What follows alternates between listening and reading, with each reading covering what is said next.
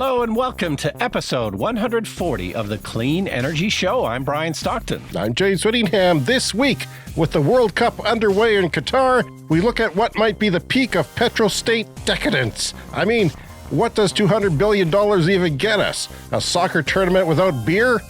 Hell, even my kids' Pee-wee soccer tournaments had beer. The governor of Toykyo has solved the energy crisis. The solution? Turtleneck sweaters. Speaking as a Canadian, wait until they hear about toques and woolly socks. Well, the COP27 climate summit was a bit of a wash. You know, like standing in the middle of Miami. Domino's Pizza is moving to Chevy Bolt electric delivery vehicles. They've ordered 800 Bolts from GM, and if they don't receive the cars in 30 minutes, they're free. All that and more on this edition of The Clean Energy Show. Holy Nelly, Brian, we're back with another show, another week. We're nonstop robotic machines here. Yeah, lots going on. And also this week, will I fit into the surprisingly sexy new Prius? The answer will sadden you, I think. Biden gives billions to the U.S. power grid, and Canada follows the U.S. in installing heat pumps in regions where oil furnaces are popular. And I still can't figure out why oil furnaces are popular. They just didn't want to run they just became popular, I think, you know, when the rural areas where it's hard to get them on the grid, I guess. And how are you this week? I'm going to tell you right now that I'm not well. I've been sick. You sound terrible, James. You sound awful. No, I'm not possessed. That is my lungs. I've had illness, a flu, since last we met, Brian, pretty much. Okay, but it's not COVID. Well, here's what I did. I tested my family because they're all sick. They gave it to me. My daughter brought it home from high school. And I knew I was going to get sick. So I just they tested, my wife and my daughter tested, and they're negative. So I thought, I'm not going to stick anything up my nose. It's not like I have something different. I don't go anywhere, as you know. You don't go anywhere. So, I mean, I've had a hellish number of days. So I am barely able to be here today. And by the end of the show, I will be soaked in sweat. Oh, dear. Because I'm still, doing anything is like a chore. I skipped lunch yesterday because I couldn't go downstairs. Oh, no, that's terrible. That's one of my favorite meals of the day. That maybe answers my question, because the pet peeve of mine, people often say they have the flu when what they really mean is that they have a cold. So you said you have a flu. Do you really believe it's the flu, or is it a bad cold? I was going to jokingly bring the CDC chart on this to the show, and I thought, no, I'm not going to. But now I wish I did. Yeah. Well, it's a pet. People say that all the time. Oh, I had the flu. And no. You just had a bad cold. If you've got the flu, it typically means you cannot go to work or go downstairs for lunch. Yeah. Well, there are there's overlaps. Okay. But, having fever and severe aches is very uncommon for colds. You can have a mild fever. You can have a brief fever. But to have a long fever and severe aches, which I did, even with pills, I've been throwing down pills left and right until yesterday when I decided I've had enough. But I took one for the show, so maybe it'll kick in halfway through. We'll see. Anyway, I had to do some harrowing things, like go drive my family home from the Grey Cup, the Super Bowl of Canada, because they were volunteering there because my daughter's going on a school trip, and that was one way to fundraise. Well, it killed my wife. She was a little bit sick still, and she had to work 10 hours one day serving rich people, which is always fun. Then my daughter asks, Dad, is it legal to quit high school and go get a job? And I said, look, young lady, you want to be the people getting served, not the servers, okay? You want to stay in school. You want to be those rich bastards getting hors d'oeuvres served to them by people like you, raising money for school trips. You don't want to be the person who's 30 years old and has 6 kids and is trying to serve. I mean, we need those people. Those people will exist, but what if she quits school and becomes an entrepreneur and starts a $1 million web company? Well, sure. I think she's more likely to start a bakery or something. Oh, yeah. Well, not a huge amount of money in that. No, but people do that. There's a lot of people who do that. In fact, there's a number of successful local businesses which are at least popular with people who rave about their goods and there's some great bakeries. Finally, there's great bakeries here. There never used to be. Yeah. And it was always ironic because we're surrounded by fields of wheat. There's just nothing but wheat around here. Mm-hmm. But 20 years ago, you could not get a decent loaf of bread in the city. It was crazy. But now there's some really great places. Okay, so breaking news. I think we're probably the first podcast to deal with this important topic. There is an important website on the internet that has been down for 4 days now. And it's not Twitter. It's not Twitter. It's more important than Twitter. It's GoComics.com. GoComics.com. Yes. This is a website I go to every single day to get my daily comic strips. You know, I was always a newspaper guy, and one of the reasons I like newspapers was reading the daily comics. Now, many years ago, I switched to reading the comics online because you can get whatever comics you want. You don't have to just settle for the ones that are in your newspaper. So I go to this website every single day, gocomics.com, to read a handful of comic strips. And it's been down for 4 days. When was the last time you had a website you visited and it was down for 4 days? People don't have patience for that anymore. No. 4 hours would be pushing the limits for most people. 4 days, and you can get a lot of the comic strips in other places, but there's a handful that are only on gocomics.com. It's driving me crazy. I've been looking into it, and cybersecurity apparently is the issue. Uh-oh. And, there's not a huge amount of information on the web, which is why, we're an important news source now for this story. But getting the word out there. Yeah. Anyway, it's driving me crazy. GoComics.com. Do you want to explain what a comic strip is to people under 45 briefly? A few panels in a newspaper, usually with a punchline. Okay. The one I'm really missing is Nancy and Nancy Classics. And this was a comic strip I didn't know about really much in my youth, but Nancy by Ernie Bushmiller, which ran like in the 40s, the 50s, the 60s, and they do reprints of this on GoComics as well as the new strip, which is quite good. So I don't know. I'm having withdrawals. Another problem I have is I don't have enough fluids to get through the show. Okay. I was about to start the show, and I have this giant water bottle from Costco that I've got an electric pump on the top with a lithium battery in. It chose now to quit. What? It's got a pump on it? No, I bought the pump on Amazon. You could basically use these things in water coolers, although they're not quite water cooler size bottles. They're a little below that, but they're still about as much as a human can carry. Okay. And maybe beyond. I had my son happen to be home for Thanksgiving, Canadian Thanksgiving, and so we decided we're only going to buy it when our kid is home from college to lift it upstairs because it's crazy heavy. Like it's one of those giant water bottles with a pump on it. Yeah. Well, I put the pump on it. You can buy these pumps on Amazon for like $18. And mine just went dead right when I needed it most before I was going to fill up a water bottle before the show. And now I'm like I'm going to have to be careful. Wow. Very careful. Ration. Any coughing fits and I'm done. I mean, the show's going to come to an abrupt end. So, well, if you have to pause, let me know. I certainly can't go downstairs for water. I'm not, that strong. No, well, at least, I mean, it sounds like you're in better shape than you were yesterday. What have you been watching on TV while I've been sick? Yes. Well, it's time for Brian's Movie Corner. Brian's Movie Corner. You mentioned this last week. There's a documentary on Netflix called Fugitive, The Curious Case of Carlos Ghosn. Mm-hmm. And have you watched it yet? No, I skimmed it a bit because I was trying to see if they talked about the Leaf in his history. No. Okay. So sadly, there's no real information about electric cars, but it was a nice refresher in who Carlos Ghosn is. I'd kind of forgotten what a superstar he was in the automotive world. He was originally the CEO of Renault 20 years ago or something, 25 years ago. And he turned the company around. They were headed towards bankruptcy. He turned around Renault, and then he became the CEO of Nissan at the same time, turned around Nissan. They were heading into bankruptcy as well. That he made both companies very profitable.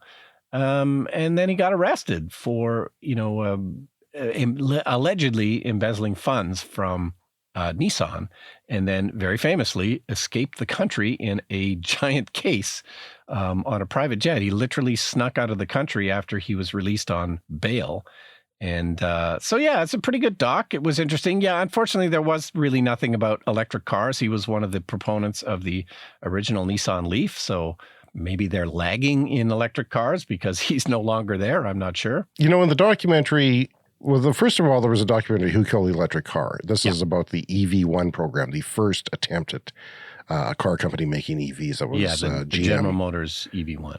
Like 99, 2000 in that area. Then they destroyed them all. Then they didn't let anyone buy them. Legendary.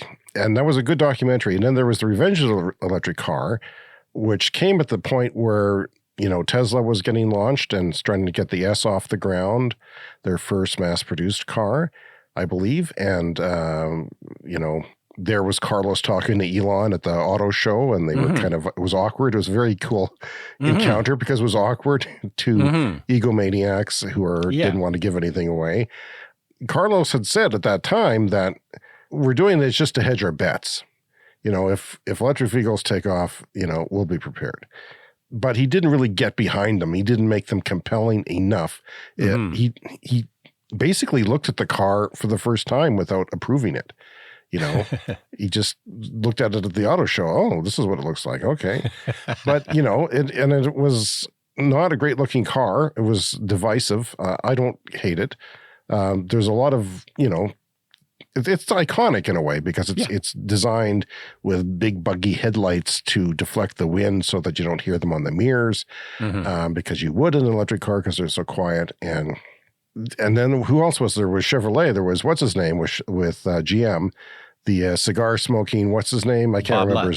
Bob Lutz, the legendary Bob Lutz, who always said that EVs would fail and a Tesla would fail. And but then he was the guy sort of behind the Volt, which was coming out. So there was three things. There was a trifecta. There was the Nissan. This is history now. This used to be just my daily life. But there was the Leaf, the Volt with a V, which was a plug-in hybrid, essentially. It was an EV with a backup engine. And then there was Tesla getting off the ground. This was all happening in 2010. And this is when this documentary was made. And the first model years were 11. By the way, there is a Cadillac ELR, I think it's called, for sale in Regina, which was based on the Volt platform. They only made a couple thousand of these things. So they're kind of rare, but it's a really good kind of plug-in hybrid Cadillac with all the luxurious Cadillac. What's it going for? I'm not sure. It was still kind of incoming. I saw a little thing on the web, but yeah. But anyway, so Carlos Ghosn, a controversial figure, and there's no particular conclusion in the documentary because he managed to escape Japan and go to Lebanon, where he's originally from, and he is, I guess, not been extradited or anything. So he's never gone on trial, so no one really knows what the full story is. But there was another executive at Nissan that was sentenced to was for helping to cover up his salary. They were trying to keep his salary quiet because it was quite high. So somebody at Nissan did do time for that. And then the pilot, like the guy who was like a U.S. Special Forces guy who got him out of the country, he ended up doing a couple of years of time in I hope Japan. it was worth it, buddy. Yeah, I hope it was worth it. I don't know. I mean, I assume he was well paid. Carlos has got a lot of money. When you're that rich, you're going to, throw at the dollar to millions really quickly. Just take them. Just get into freedom. Quite clear on why he ended up back in Japan and in jail when Carlos Ghosn has managed to not go back. Well, I think the pilot, he probably had a business there. He probably had a relationship with Japan if he was able to fly could be, there. but he was an American, so but they didn't really explain that. But yeah, so it's they made the point a couple of times that in Japan the conviction rate is 99%. So wow. If you are arrested in Japan, there is a 99% chance that you will be convicted. So the documentary sort of implies that there's something kind of hinky with the Japanese justice system. Well, that's why you flee. You don't wait for your trial. And that's why you flee. Basically, the charge is the yeah, like as soon as you're arrested, it's game over. And Carlos Ghosn in an interview after he got out, he apparently did 150 days in solitary confinement when they first arrested him. Right. Under what he says were inhumane conditions. And I mean, just that alone. If you don't have a butler, it's inhumane. I mean, come on. Yeah, no butler. But like his hands were cuffed and solitary confinement for like 150 days. Yeah, I probably would have done the same thing, guilty or not guilty. Yeah. So, he felt like he wasn't going to get a fair trial. And, very luckily managed to escape. Like they had to so he was in a case that they said was an instrument case. They pretended that they were musicians. Right. And it was a big square case, but they said it was some type of an instrument and it couldn't go through the scanner because it was sensitively tuned, like it had just been tuned or something, and you can't put it through the scanner. I could just picture them putting it through the scanner and seeing Carlos going in there. All curled up. So, I don't know. It's only about 90 minutes. It's an interesting little doc. Well, he is guilty, Brian.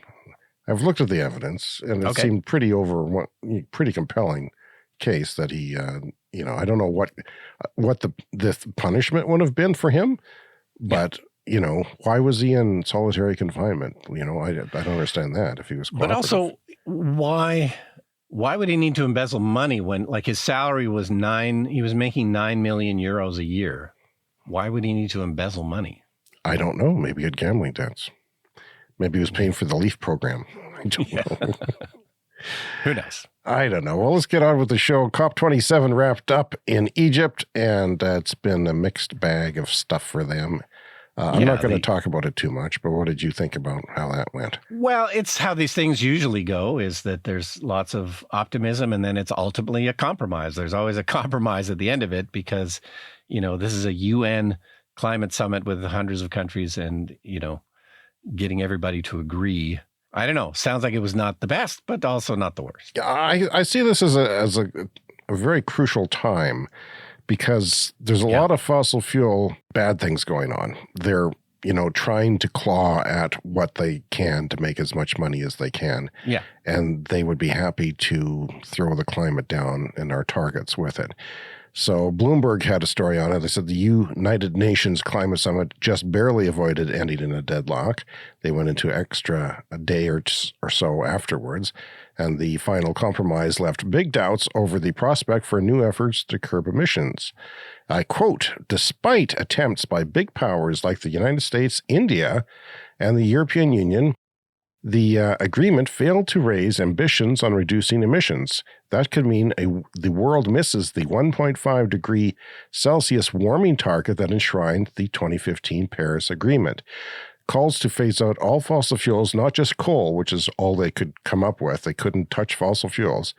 And to peak global emissions by 2025, which is likely to happen anyway, according to the IEA, were shot down by many nations who export oil. And I'm proud to say we have a bad record, Canada, on this, but we didn't oppose it, even though we are a big oil exporter. I'm sure had a different government been in power, that would have been the case probably. But so while the phase down of all fossil fuels didn't make it to the final text, momentum grew around the idea that wasn't even in the cards before the summit. As many as 80 countries now support it. So we're moving towards banning fossil fuels, basically. Yeah. We're getting closer to that.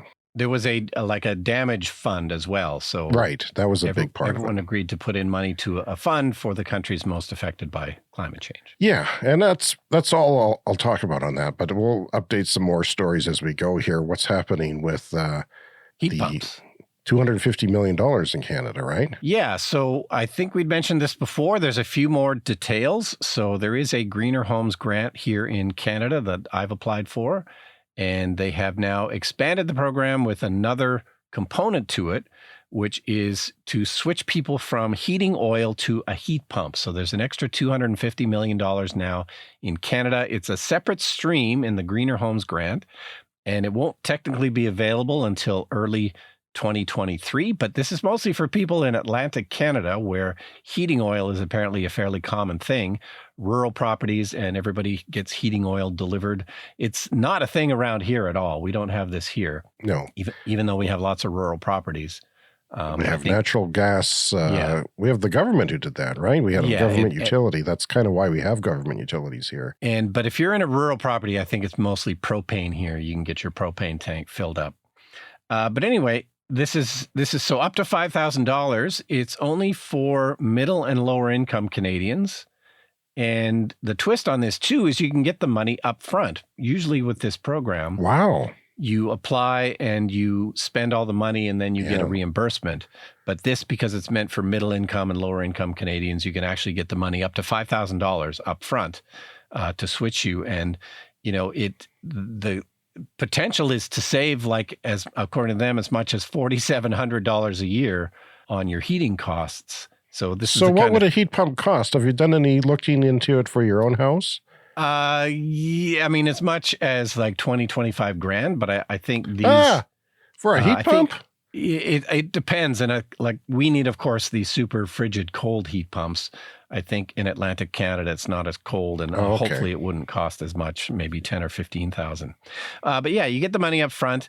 And I checked in on this is sort of similar and in line with what's happening in America with the Biden, what's that called? The IRA, the IRA, the Inflation Reduction Act. Inflation Reduction Act. Yeah. That starts on January 1st, 2023. If you want to get a rebate on your heat pump in the U.S., it's anything installed after January 1st, 2023. So you can get a after the fact rebate for yourself, not going from an oil furnace, right? Yeah. I'm going to go through the normal program, and I think I'll get up to $5,000 as well for my heat pump. It's too bad, though, because that would be hard for somebody low, middle to finance 10 grand if it wasn't pressing. Yeah. And I mean, I guess that's why this program is that way.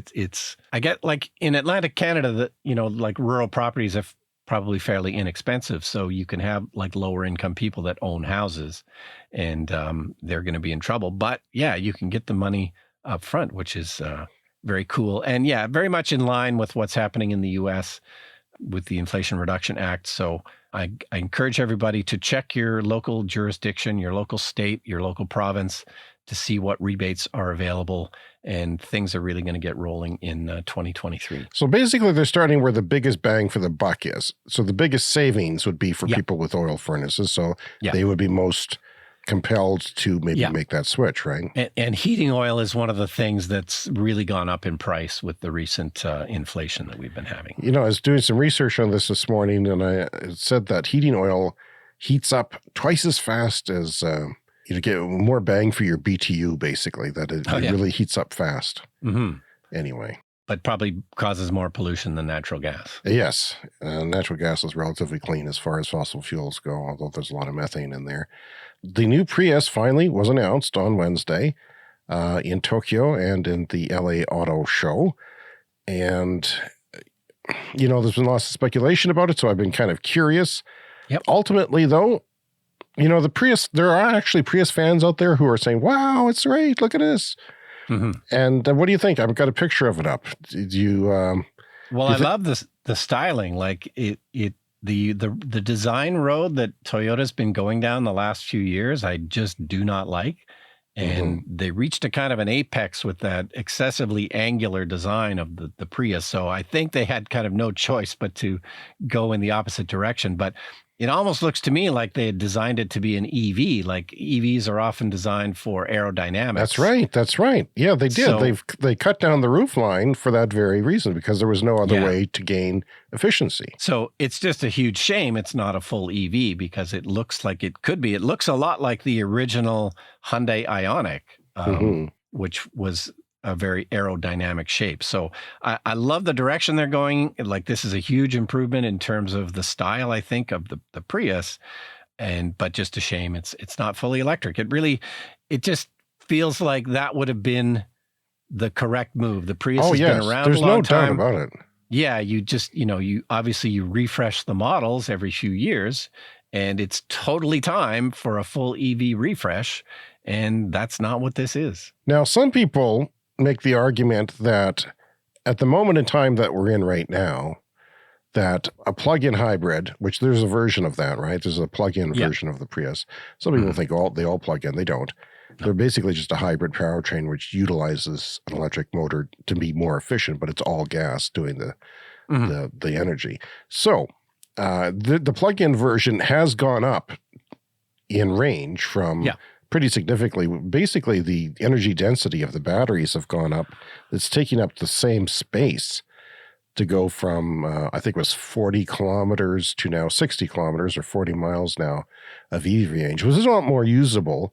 Yeah. Oh, and in Canada, we would get the full $5,000 off. So that means, you've heard it here first because no one else has said this, the plug-in Prius Prime PHEV will be cheaper than the normal Prius. So why would anyone buy a Prius in Canada? The rebate. This is the situation that was like that in California. Yeah. When the Prius Prime first, there was no point. I mean, even if you don't care about plugging it in, why would you buy it? Because you have to resell it. You have to have a residual value. You might as well have the one that costs more. So it makes no sense for them to sell anything but the Prius Prime in Canada. And they also went with more horsepower, which I thought was a bit weird. Like they really bumped up the horsepower finally. Yeah. After 20 years of being mocked by truckers, by bumper stickers on truckers. Yeah. So it's quite a lot faster now. But of course, that cuts into the miles per gallon a little bit, but not too bad. Yeah, overall, though, I think it's it could be more efficient than it is. But the 0 to 60 is a lot faster. Way faster, yeah. That's fun.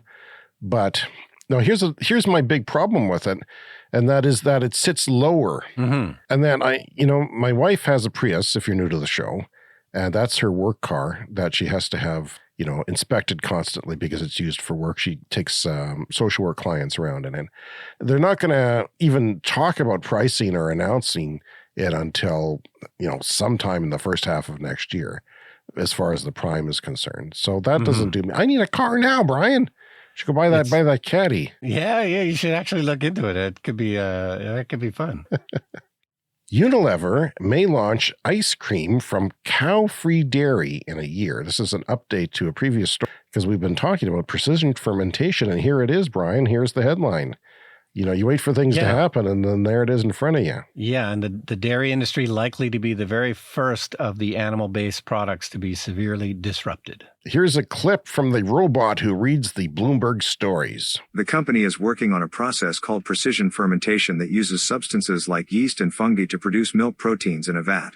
A product could be available in about a year. If successful, Unilever could be the first major food company to create an ice cream made from cow-free dairy, dubbed lab-grown milk, in a burgeoning industry dominated by smaller startups.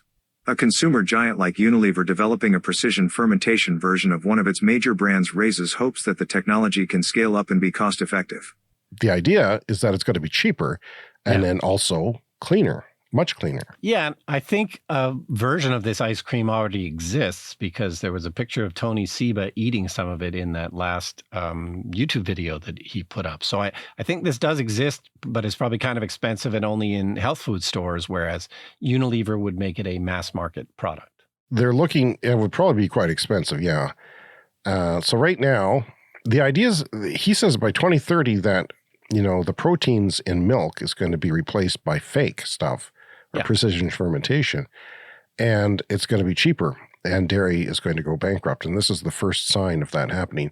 They're doing it. Maybe they'll advertise it as an expensive but greener option, I'm guessing, at first. Yeah, and more expensive at first, but I think eventually, ultimately, cheaper. And unlike, Beyond Meat, there really will not be a difference. It'll be identical. Yeah. It'll be very identical. Yeah, because you're mostly tasting the fat and the sugar. The milk protein is a minor part. 3% protein in milk, I think. And most of it's water. And it's 10% that's not water, 90% water, 3% is protein. That's the part you replace. The others are fats and sugars, which are easily replaced. Yeah. Obviously. So, yeah. Anyway, speaking of Japanese automakers, Mazda looks like it could be, and I'm not convinced of this, but it could be doing something significant. They could be the first of the Japanese automakers to actually set a target that is reasonable. Mazda is raising its EV sales target to 40% by 2030, and they're investing $11 billion to accelerate this transition. Sounds like they got the memo. Yeah, well, we were making fun of them for their MX-30, which is a very low-range electric car. They down to selling like only a handful of them. So they've been a real laggard, and so this is their first step up to the plate, 40% by 2030. I mean, it's not maybe what it should be, but it sounds like they're getting the idea, right? I mean, that's something. I mean, it's probably too late. I mean, I don't want to be a naysayer, but at least they have a target. Hopefully they survive. 505 of these things they sold through August, Brian. 505. I've sold more brownies at bake sales than they have than these cars. It's really, it's 100 miles of range, 160 kilometers of range, which is in today's market no good. Unless it's a cheap car, but it's 33,000 US. Yeah. That's a lot of money. You expect something for that. I mean, you can get a Leaf, you can get a Chevy Bolt that does way more mileage than that and probably is a more capable car. So yeah, for maybe only slightly more money. And they even said this EV has been sold out. So you can't buy one. So there was a demand there. There's going to be some Mazda fans who want to go EV. But anyway, this is a story about VW maybe delaying their EV plans. Like VW was maybe one of the great hopes of the EV transition. And now the CEO has been replaced, right? Yeah, and as we reported, they're on track to deliver 500,000 EVs this year, which is a significant amount. That's way ahead of everybody else except for Tesla.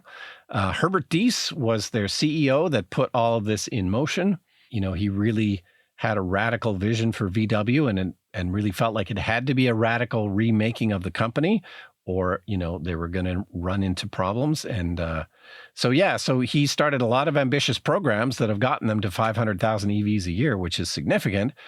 But he was sort of moved out recently as CEO, and the new CEO is definitely scaling back these plans to be much less ambitious. Boo. Yeah. I don't like that. I think Herbert Diess was on the right track. And he was. You know, it's just like with Mazda. So Mazda wants to sell 40% EVs by 2030, but that means, you know, there's going to be people to buy the 60% of EVs that are gas in 2030. Seems unlikely. It doesn't work that way. Doesn't work that way. When EVs are available, people are not going to want the gas cars. So I don't know. The new CEO of VW seems to be betting that such things are possible. And every car commercial on television is electric. Can you buy the cars? Not so much. Not so much. But for some reason, we're in this weird time where, all the car companies are vying to look like they're, then there's Toyota who says we're electrified. So that's enough, right? Electrified. So VW, they've got this second generation platform that they were planning to come out in 2026. They call this their Trinity EV. And now it's going to be more like 2030 under the new CEO. And 2026 might have been difficult to actually achieve. But if you're moving the goalpost down to 2030, even 2030 may not, they should be moving it up to 2024. And hey, you may not make the deadline, but, your ambition should be moving up anyway. So that's a 3-year delay, basically, or worse. Let's hope not. And that's no good. We can't deal with that. And it was already a kind of a target that wasn't, even as ambitious as it should be. They've got a lot. It takes a lot to turn a giant ship like VW around. I don't know. But they're the best at it. The biggest car company in the world. They're the best at it. They know manufacturing in and out. So what the hell? They've done really well to get up to 500,000. That's impressive. I think what they're not getting is what you said, that once the pendulum sort of swings towards EVs and that the weight starts to get on the teeter-totter on the EV side, look out. It's not going anywhere else. It's going to tip way over, and then you're going to be caught with your pants down. So who's going to be able to provide those cars? Hopefully, Tesla. You and I are already at the point where we would never in a million years consider buying another gasoline car, but we're still kind of the outliers. But every year, the percentage of people who won't consider a gas car just goes up. Yeah, and it is. It's regular people are considering EVs, and there's people around here with pickup trucks. I'm reading about them all the time. Their neighbors are, their business associates are, their clients are. This becomes normalized very quickly now. It's really going to pick up. Yeah, so moving on to Toykyo. The governor of Toykyo, this is Yuriko Koike, has suggested everybody wear turtlenecks to help reduce their energy bills. Okay. And it's sort of a funny thing and a fun thing to make a joke about off the top of the show, but I'm in favor of this. It's, there's an energy crisis going on. Everybody's going to be struggling to make enough power, make enough heat. Can I make a turtleneck work? I mean, not everybody can. Yeah, I'm not really, I don't think I own any turtlenecks, but everybody owns the idea one, is that dress warm and you can save money on your electricity bills, which are going up in Toykyo, just like they're kind of tending to go up everywhere. So is it my neck that's the coldest thing, though? I mean, really? Well, the idea is here's the quote: warming the neck has a thermal effect. I'm wearing a turtleneck myself, and wearing a scarf also keeps you warm. This will save electricity. This is what the governor of Toykyo said. Around the house. That's all true. He wants people around their tiny little Toykyo apartments to wear a scarf. I mean, it sounds radical, but why not? We have the problem here. I don't know what it's like in other places, but we often have this problem in North America where like office buildings particularly often have very poor heating or cooling that can't be controlled very well. So like there's often a problem around here where people have to wear sweaters in the summer because the air conditioning is cranked too high and nobody can seem to turn it down. Or I've actually heard of people who have electric space heaters under their desks. I've seen that. That's really bad. In the summer. I've seen that. It's too cold because the air conditioning is too high. So, that's not good. Yeah. So you're overusing the air conditioning, and then some poor employee has to use a PTC heater to sort of gain back the energy. So I think like this in many ways used to be like a common sense thing where people just dressed warmer in the winter because it was kind of common sense. But, then you go to work in an office building where the heat is all wonky. So maybe it's too hot in your office in the wintertime. And then you just end up wearing a t-shirt instead in the winter. It's all messed up. I wear fleeces and sweaters inside the house now, but that's because I'm getting old. Right, yeah. I'm still turning up the temperature a tinge more than it should be, and then I'm also wearing those things. That's not good. I do the same thing, It is not good at all. Yeah. I can't laugh, by the way. Otherwise, I'll go into a coughing fit, so don't say anything funny. Well, Brian, as you know, the World Cup has started, and I know you don't have World Cup fever, but I do. Oh, is that what you're suffering from? Sure, I took a Tylenol for my World Cup fever. Yeah. This morning, Argentina lost to Saudi Arabia, the biggest upset in World Cup history, some people say. Wow. I'm sorry, Argentina, if you're listening. In fact, this is probably way too soon for me to even bring it up, and I apologize. Anyway, I was kind of, there's of course, all the coverage, it's been announced like 10 years ago that they were getting this. So Qatar, which is a small nation state with oil, was accused of using their oil money to spend on the World Cup and bribe. And there's been some people who've actually been, charges and so forth. There's a new Netflix documentary. I won't make you watch it, but it's there, okay, on FIFA. This is a tiny Middle Eastern autocracy with a population of barely 3 million people. It's how do they get the world's biggest sporting event? This is by far the world's biggest sporting event, and happens only every 4 years. But the temperatures there in the summer are 50 degrees Celsius or 122 Fahrenheit. And that's when the World Cup is normally played during that time. And I, as you know, was in Death Valley when it was that temperature. Yeah. And I could only get out of I was a healthier man then, and I could only get out of my car for 10 minutes at a time. My kids could do 12, 13. But then you're like facing the Grim Reaper, he starts to encroach on your area, looking for you to kill you. Because it's just, you can't play soccer in that. So they've built, I guess they spent $200 billion of their petro money on this games. And they've built 8 stadiums. One of them, I'll talk about in a minute, that's a little bit different than the other ones. It's recyclable. We'll just put it that way. But they've got air conditioning. The temperature is only like 24 degrees with like 64% humidity. These games have been checking on them. So it's perfectly reasonable for soccer. But I'll read you a bit from the Atlantic here. It says Qatar might now be home to about 3 million people, but the proportion of actual Qatari citizens who live there is a little more than 10%. So there's hardly any. The rest comprised some very rich expatriates of other nations and a huge army of poor migrants. Up to 6,000 and some may have died, by the way. This is a whole separate issue, which is not part of our show, but, you know, my God. Yeah, it's just, my point is that this is the pinnacle of oil decadence. And to think that, you know, thousands of lives were not cared about and lost from other countries to make this. In the construction of everything. And we'll never have this again. This is peak oil. This is, I don't think we'll see crap like this ever again. This is the moment in time where it's all going to fall apart. They did not have any infrastructure. They're not a sporty nation. They didn't have a fan base. They had nothing, but they were very rich with their oil money. But Brian, their new money, you know, they haven't had this money for very long at all.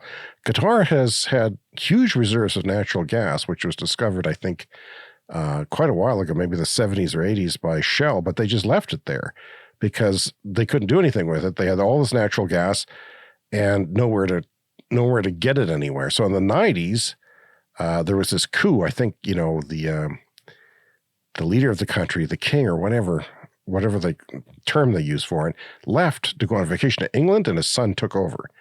Which is why if I'm ever in that situation, I'm never leaving, because my son would take over in a second. He would just, sorry, Dad. So, but he did a good thing for the country in a way, because he invested in liquefied natural gas tech so that it could be transported on a ship. So when you cool it, natural gas, it's like transporting oil on a tanker. But it's ridiculous how much, you know, it's like minus 165 degrees Celsius or something like that. They are now the third richest country in the world, and they learned how to extract natural gas from the ground much more cheaply. So even after they cool it and put it on a ship, a tanker full of natural gas is 4 times cheaper from Qatar than if it originated in the United States through their normal channels. That's just how, that's why they are so rich, is because their gas is cheap, even though they have to do that. So they started a sovereign wealth fund, though. This is the shocking part that I didn't know about. Even though they blew $200 billion on these games to make them, you know, a respectable country, which is not working out, by the way, because all we're doing is talking about how crappy they are, the LGBTQ rights and everything like that, and the fact that they, you know, can't serve beer at the games, and they yanked that privilege 2 days before. So they started a sovereign wealth fund, though, like Norway did, and they have $300 billion in it because they saw the writing on the wall. They knew that our Canadian jurisdictions here who have oil in their provinces don't think that way at all. They think spend, oil forever. But, you know, when you had something, they didn't always used to have this. So they've only had it since the 90s. So in that short time, they've got a $300 billion sovereign wealth fund, and they're building up infrastructure. Part of the game spending is that, you know, to make it for an investment possible. And I don't know that that's going to work, especially with their human rights problems, that a whole lot of people are going to go there. But they are planning for the end of oil by diversifying their investments around the world. So yeah, that fund is going into all kinds of things around the world. So, you know, there's been, of course, it's supposed to be a carbon neutral World Cup, and it's a joke. It's a bloody joke. Here's a clip from Bloomberg. Organizers estimate that the World Cup will emit 3.6 megatons of carbon dioxide. International flights in and out of Doha will account for the majority of emissions. However, organizers argue that this World Cup will be more energy efficient than others, since fans won't have to fly to different venues and can instead just take public transit. The sticking point is always the flights. Most Olympics and World Cups, it accounts to more than 85% of total emissions. So that surprised me. I guess it makes perfect sense when you hear it. But it's not the building of these 8 giant stadiums and, you know, all the infrastructure around it. It's the flights and during the actual games. And it's the same with the Olympics. It's a very carbon intense thing when all these people do that. Yeah. When you got to travel so many people around the world, that's what you do. You fly. Now, the game today was in Stadium 974, which is built with shipping containers. This 40, it's not entirely shipping containers. It's like almost, it's like steel girders and shipping containers. But the 40,000 seat stadium can be disassembled and rebuilt elsewhere. So this is the world's first tear it down, build it back stadium, supposedly. And apparently, if everything goes on shipping containers, it can be shipped anywhere. Yeah, so this will be available from IKEA soon, I guess. Quite the price, but yes. It was designed by a French architectural firm.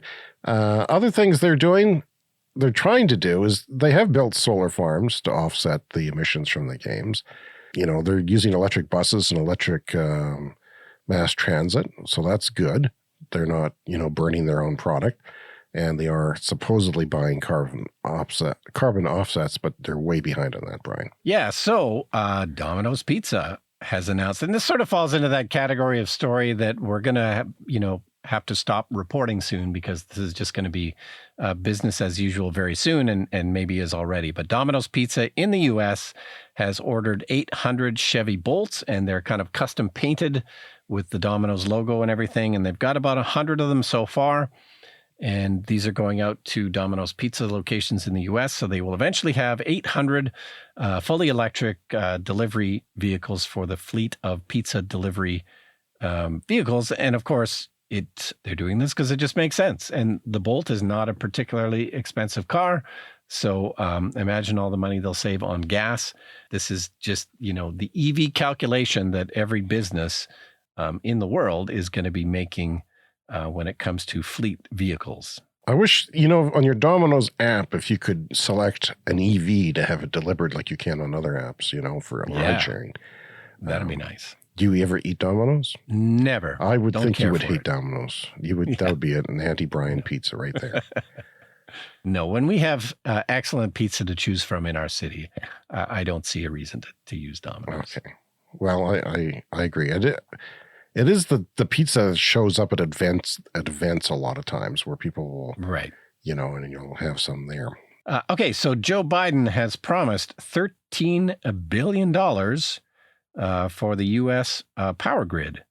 So this is part of the green spending from the U.S. And as we talk about frequently on the show, the grid all over the world is going to need some upgrades. And so this is a decent amount of money, $13 billion to upgrade the grid. And as we go greener in the next couple of decades, it's important to get the foundation correct first before we do that. So this is a nice, really forward-looking thing I think that the U.S. government is doing. $13 billion available to do grid upgrades around the country. So I think that's great. It is subsidizing, what they could probably do themselves, though. How do you feel about that?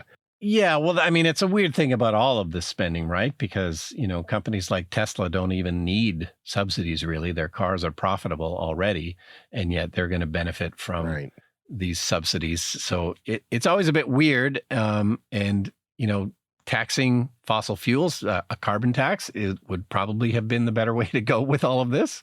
Yeah. But, however it gets done, there's certain things politically that are difficult to do.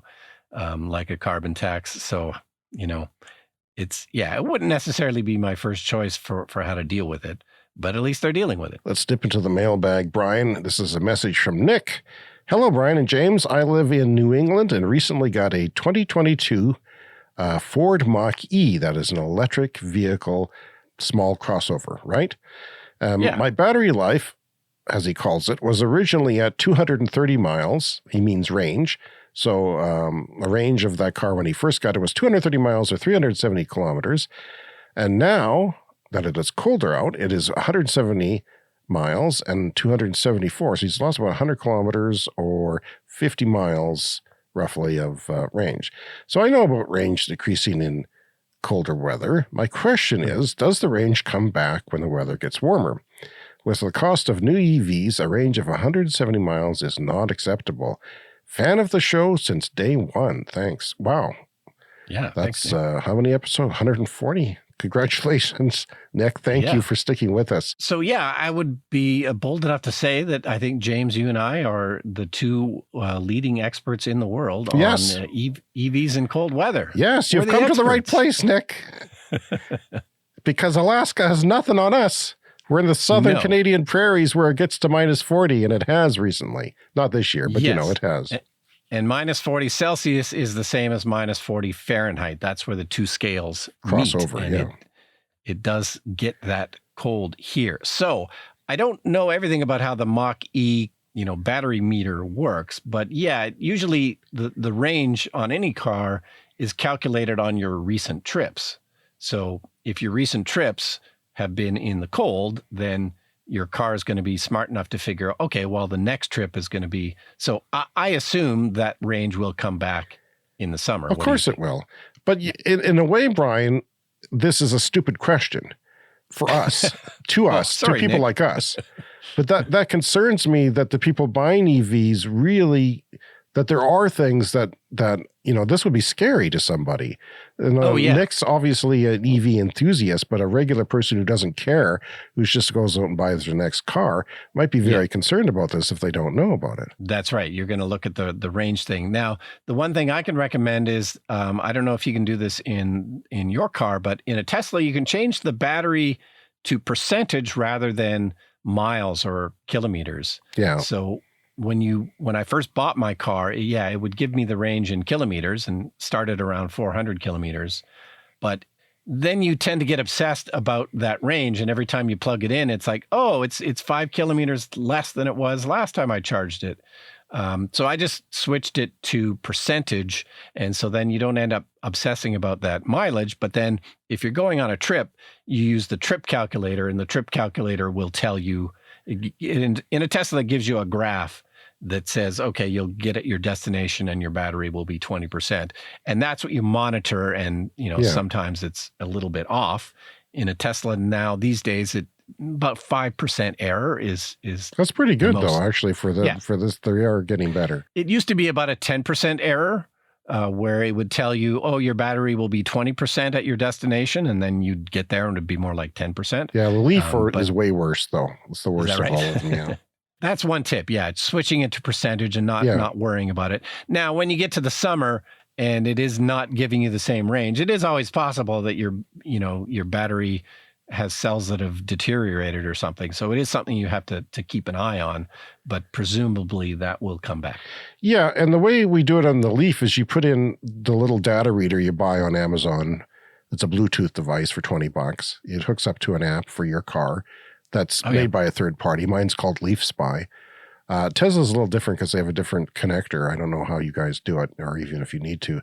But there would be, if you got into this, you can see how your battery is doing and know the state of health of it. But this means nothing. Okay, so let's say you lived in Hawaii where it's the same temperature every day. If you drove like a mad person for a day or two, it would show that you have a lesser battery, right? Because you're driving with a heavy lead foot. But if you're driving like a nun, then you're going very slow and gentle, and that's going to show a higher range. So it's not really showing what your battery is capable of. It's just what it's capable of based on your recent driving. And that is a weird concept to get around to people. And also I'll mention too, it is typical for batteries to lose range, like battery degradation. And the typical formula seems to be you are going to lose about 5% of your battery in the first couple of years. And then it kind of levels out. So I assume my battery has lost about 5% of its capacity, but I don't know exactly how I would confirm that. Yeah, and it's not something you should obsess about. You should know that when you buy the EV, that's why I always say buy bigger than you think you need, and then you don't worry about that, right? And it's always a good thing. But there's lots we can talk about here very quickly, okay? Now, the first thing is that in winter, a gas car loses range. You just don't notice it. You're not thinking about that, right? Yeah. There's many factors. There is the dense winter air, so your aerodynamics are off. This affects EVs a little bit more because they're more efficient, and they're also usually more dependent on the aerodynamics of the vehicle for efficiency. So, and then you have if you put winter tires on, that's going to be less efficient for sure. That could lose you 10%. It could lose you even more depending on your winter tires. There's the snow on the ground or ice on the ground, the fact that it's just not a smooth rolling surface. That's going to, it's like if you're pedaling a bike through snow, it's going to be harder to pedal that bike. So, right. There's different factors like that. The battery becomes less strong in cold weather. When the battery is cold, it's chemically not capable of holding as much of a charge. It can't hold as much of a charge, the battery, in colder weather. And don't forget that you're using your battery to heat your cabin. That is a lot of heat, even if it's a heat pump, even if it's just not that cold, but a little bit cold, you're still using a lot of energy. In fact, it's different in every car. Your car is a PTC heater. Mine is too. So it's just like a toaster. It's like red hot elements heating up. That's the least efficient. And then the heat pumps, sometimes there's both a heat pump and a PTC heater. Sometimes there's just a heat pump. That uses less energy, but it still uses energy, Brian. Yeah. No, and I checked, and the Mustang Mach-E does not have a heat pump heater, so it has a normal heater, which is, not as energy efficient. So, definitely going to lose range with that. Yeah, you're definitely going to use range. And unless you're using it to make these long trips on the highway, then that's when the only time you really need to concern yourself, unless you have a long commute. For the most part, if you can charge every night at home, you just don't think about it, Nick. Don't think about it. Enjoy your fast heating car and your efficiency and how wonderful it is. And, keep us up to date too, as you drive it through the winter, because we're not in the worst part of winter yet. Drop us a line again on how you like the car and how it made it through the winter. Yeah, and it's really only on road trips that you ever need to think about it. Like if you're just driving around the city, like you said, you charge at home, you're always going to have enough. With Tesla, they spaced the superchargers about 150 kilometers apart, roughly. It varies a bit. So that's about 100 miles apart. If you're going to go, Nick, on a road trip, you want to make sure that there is a charging station roughly every 100 miles. And, you should be fine. Like around here, when it does get minus 40, I don't think it's going to get to minus 40 where Nick is. So he's probably not going to have to worry about it. But they spaced them about right. So mine, I've got the standard range Tesla Model 3, and it can just barely make it between chargers when it's minus 40. If it's only minus 20, minus 15 Celsius, not really it's not an issue. Constantly minus 40, but we call that the worst case scenario around here, okay? Yeah. EV drivers call that, you want to be prepared for the worst case scenario. We've gone years without it getting that cold. Yeah. And then the last couple of years, it's gotten a few days that cold. So you want to be prepared for those days. And it's usually only that cold overnight. Right. But last winter, and this was covered on the podcast, I drove up to Saskatoon, and the daytime temperatures was minus 36 Celsius, which is about minus 32 Fahrenheit. Daytime temperatures. This was at noon. And that's what I had to drive through. And, just kind of barely made it in my standard range car. Yeah, so that's an issue. And another thing to keep in mind is if you are doing highway trips, that in winter, it charges slower. The battery can't take the charge as fast because it's like regenerative braking too. You can't put your brakes back into the battery pack as well when it's cold. Yeah. No, that's kind of the biggest thing for me, because summer road trips where I'm only spending about 20 minutes at the charger, but the winter road trips in these cold conditions, it's more like you're spending an hour at the charger. And at that point, it gets annoying. And I'm at the point now where if this winter I have to drive up to Saskatoon and it's minus 40, I'm going to take a gas car, because I just don't want that to have to wait an hour at the charging station. The worst case scenario in the worst place in the world is what we're talking about. Yeah. And we tell people around here that you could lose up to 50%. It varies from car to car, okay? I've heard somebody talking about 17% in his Ioniq 5 when it wasn't too cold, okay? So, but that's like the worst case scenario. Now, if you're driving around the city and you do, 60 miles in a day at the very worst, and you have, 170 miles, who cares? You plug in at night, it's going to charge the same way as it always does. If you're on the highway and it takes you a half hour to charge, it might take you an hour to charge. And that's a major change too in habits to be aware of. Yeah. And of course, electric cars, they're not as efficient on the highway as they are in the city. Higher speeds are tougher for electric cars. You drain the battery a lot faster. And I really wish that when they publicized the range for electric cars, that they did a highway figure and a city figure. I think that's the way it should be done, but they don't do that. They pick a number kind of somewhere in between the two. Yeah. But, you'll get used to this, Nick. There's a lot of weird little things that people fret about when they try something new. I did it. Brian did it. It's normal. We EV owners tend to think too much, but just enjoy the car. You'll get used to it, and tell your friends about it.